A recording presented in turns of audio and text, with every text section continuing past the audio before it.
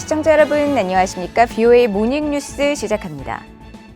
미국 국방부는 북한의 선제 핵사용 정책 법제화와 관련해 동맹의 안전 보장을 위해 필요한 모든 조치를 취할 것이라고 밝혔습니다. 국무부는 한국 등 동맹과 협력해 대응하겠다는 입장을 강조했습니다. 첫 소식 조상진 기자가 보도합니다. 미국 국방부는 북한의 선제 핵사용 정책 법제화와 관련해 미국은 외교적 접근에 전념하고 있지만 동시에 미국과 동맹국들의 안전을 보장하기 위해 필요한 모든 조치를 계속 취할 것이라고 밝혔습니다. 미국 국방부 대변인실은 14일 북한의 최근 핵 선제 공격 정책 법제화와 관련해 미한 동맹의 압도적 대응을 강조한 한국 국방부의 입장이 미국 정부의 대북 대응 기조와 부합하는지를 묻는 VOA의 서면 질의에 향후 군사자산 배치나 동맹인 한국과의 군사계획에 대해 언급하지 않겠다면서 이같이 밝혔습니다. 이어 우리는 북한의 핵과 미사일 프로그램에 의해 야기된 위협에 대해 매우 명확히 해왔으며 한국과 일본, 미국 본토의 방위와 영내 평화, 안정을 수호하겠다는 약속에 대해서도 매우 분명하게 밝혀왔다고 말했습니다. 그러면서 우리는 한반도의 완전한 비핵화라는 공동 목표에 전념하고 있다고 강조했습니다. 앞서 한국 국방부는 13일 정례 브리핑을 통해 최근 선제 공격이 가능한 핵무력 법령을 북한이 채택한 데 대해 만약 북한이 핵 사용을 기도하면 한미양국의 압도적 대응에 직면할 것이며 북한 정권은 자멸의 길로 들어서게 될 것임을 경고한다고 밝힌 바 있습니다. 미국 국무부도 북한의 핵 선제 공격이 가능한 핵무력 법령 채택과 관련해 한국 등 동맹과 협력해 대응하겠다는 입장을 밝혔습니다. 국무부 대변인실은 이날 관련 사안에 대한 VOA의 논평 요청에 우리는 한국, 일본, 그리고 다른 동맹 및 파트너 국가들과 함께 북한과 관여하는 최상의 방법에 대해 긴밀히 협의하고 있다면서 한국, 일본에 대한 미국의 방어 의지는 여전히 철통 같다고 강조했습니다. 이런 가운데 네드 프라이스 국무부 대변인은 16일 개최되는 미한 고위급 확장 억제 전략 협의체에서 북한의 핵무력 법제화 문제 등이 다뤄질 것이라고 밝혔습니다.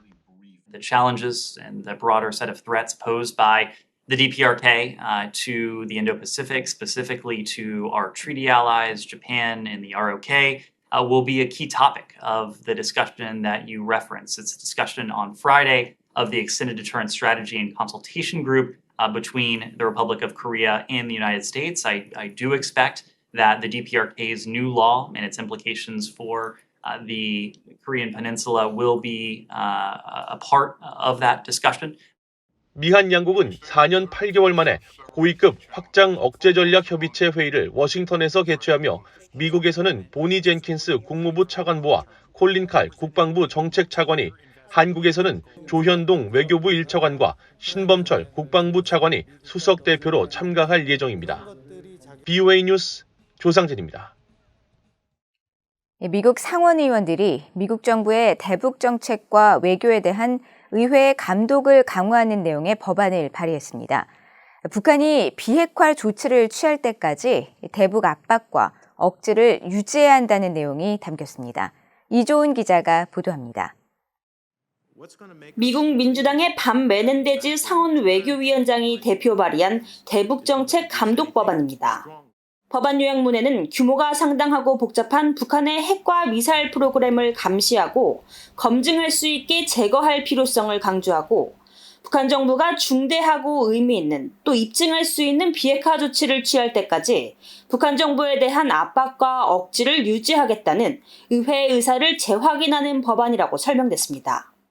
법안에는 국무장관이 법안 발의 180일 이내에 북한과의 외교적 협상과 동맹국들과의 공조를 통해 북한의 경제적 압박을 가하기 위한 미국의 노력을 평가한 보고서를 의회에 제출하도록 하고 북한의 신뢰할 만한 외교적 관여와 북한의 핵과 탄도미사일 프로그램 위협을 평가하도록 하는 내용 등이 담겼습니다.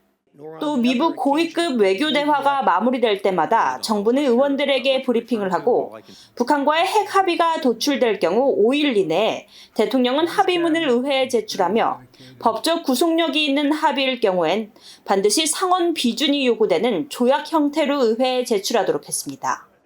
제재 회피를 위한 북한의 암호화폐 이용과 일본인 납북자 문제에 대응해 대북 제재를 부과하도록 하고 대북 협상을 준비하고 북한 관련 장기 계획을 총괄하는 상원 인준의 대북 특별대표직을 신설하는 내용도 법안에 포함됐습니다. 메넨데즈 위원장은 이날 성명에서 국제사회가 우크라이나인들을 지지하고 폭력적인 독재자들에 맞서며 공동의 대의를 위해 계속 결집하고 있는 가운데 북한과 한국 간 심각한 군사 충돌을 재점화할 수 있는 북한의 추가 재래식 군사 도발에 계속되는 위험은 여전히 높다면서 미국이 한반도에서 치명적이고 위험한 대결에 빠질 가능성도 마찬가지라고 밝혔습니다. 그러면서 이 초당적 법안은 북한의 핵과 탄도미사일 개발, 그리고 김씨 정권의 다른 파괴적인 활동에 대한 제재를 확대 강화함으로써 인도태평양 지역의 평화와 안보를 증진하는 데 큰 도움이 될 것이라고 강조했습니다. 트럼프 행정부 시절 주일 대사 출신으로 법안 발의에 참여한 공화당의 빌 해거티 상원 의원은 이번 법안은 북한이 불법적인 대량 살상 무기 프로그램에 필요한 자금을 창출하는 능력에 추가 제재를 가할 것이라고 강조했습니다. VOA 뉴스 이존입니다. 이종섭 한국 국방부 장관이 북한의 전술 핵 개발과 선제 공격 위협에 대응해 한미 맞춤형 억제 전략을 9년 만에 개정하고 있다고 밝혔습니다.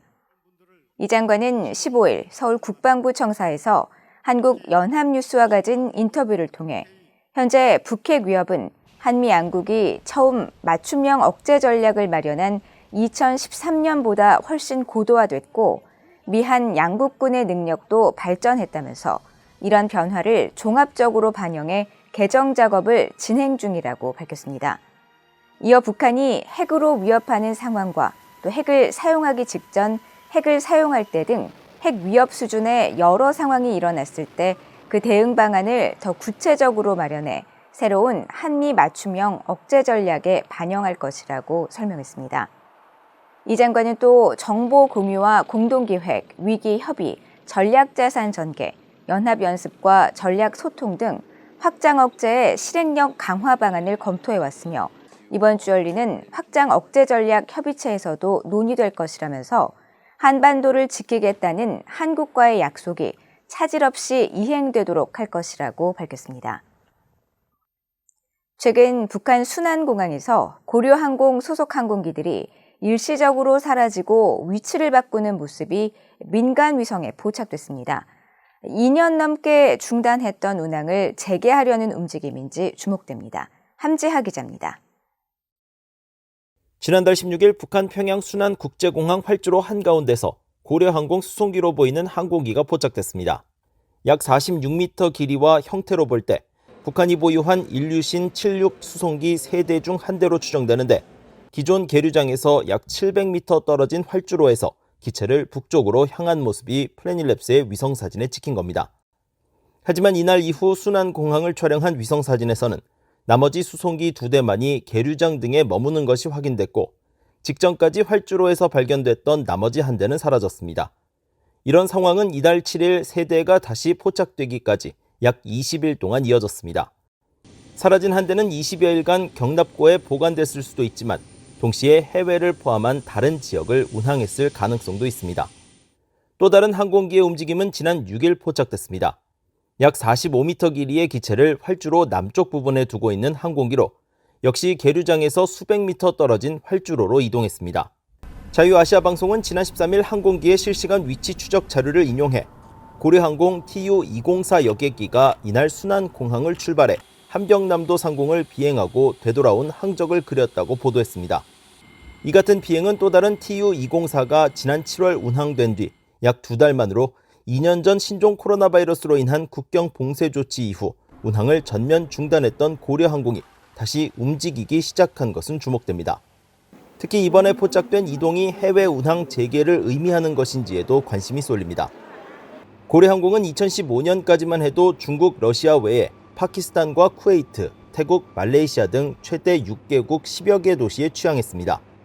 하지만 2017년을 전후해 중국과 러시아를 제외한 나라들이 핵실험 등을 이유로 고려항공 착륙을 전격 금지하고 일부 중앙아시아 국가들은 자국 영공 통과까지 불허하면서 고려항공 취항지는 중국과 러시아 두 곳으로 줄었습니다.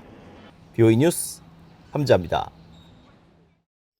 북한이 핵무기를 가까운 시일 내 포기할 가능성은 낮지만 비핵화를 포기해서는 안 되며 이를 위해 미국의 역량 활용과 미한동맹 정상화가 필요하다는 지적이 제기됐습니다. 한국의 박철희 서울대학교 국제대학원 교수는 15일 제주에서 열린 제주포럼 토론회에서 북한 김정은 국무위원장이 핵공격 의사를 드러내고 있다면서 이를 위해 미한동맹 정상화를 통한 방어태세 구축과 미국의 전략자산 등 역량을 적극 활용해야 한다고 강조했습니다. 토론회에 참석한 일본의 오코노기 마사오 게이기오키 축구대 명예교수는 조만간 북한의 7차 핵실험 실시는 불가피할 것으로 전망하면서도 북한이 외교를 완전히 포기했다고 볼 수는 없다고 진단하고 향후 2, 3년 뒤 미국 대선 시기와 맞물려 미북 간 협상의 활로가 열릴 수도 있을 것으로 내다봤습니다. 중국의 장투우성 중국 국제전략연구기금회 수석연구원도 한반도 상황이 임계점에 다다른 것 같다며 새로운 핵 위기 발생 가능성에 우려를 표하고 한반도 상황이 악화일로를 걷고 있는 만큼 주변 당사국들은 북한의 협상 복귀 등 위기 예방을 최우선 목표로 삼아야 하며 미국의 전술핵 등을 한반도에 배치하지 말아야 한다고 주장했습니다. 세계 100여 개 국가의 인권 상황을 감시하는 휴먼 라이츠 워치의 필 로버트슨 아시아 담당 부국장이 14일 BOA에 보낸 성명에서 유엔의 제임스 디건 신임 서울 유엔인권 사무소장 임명을 환영한다고 밝혔습니다. 로버트슨 부국장은 북한 정권은 코로나 대유행 기간 동안 이동의 자유 제한과 장마당 생계 파괴, 식량권과 건강권 침해 등 인권 침해를 자행했다면서 새 소장의 임명은 유엔이 코로나 대유행 기간에 증가한 북한의 조직적이고 만연한 인권 침해에 대해 새로 초점을 맞추고 있음을 보여주는 환영할 만한 조치라고 밝혔습니다. 로버트슨 부국장은 또 이런 모든 위반에 대해 국제사회의 긴급 조사와 개입이 필요하고 유엔 안보리는 북한 인권 문제를 다시 이사회 긴급 의제로 올려 시급히 논의하고 조치를 취해야 하며 북한 정권과 김정은이 인권 침해를 자유롭게 하도록 허용해서는 안 된다고 강조했습니다. 이상으로 BOA 모닝뉴스를 모두 마칩니다. 시청해주신 여러분 고맙습니다.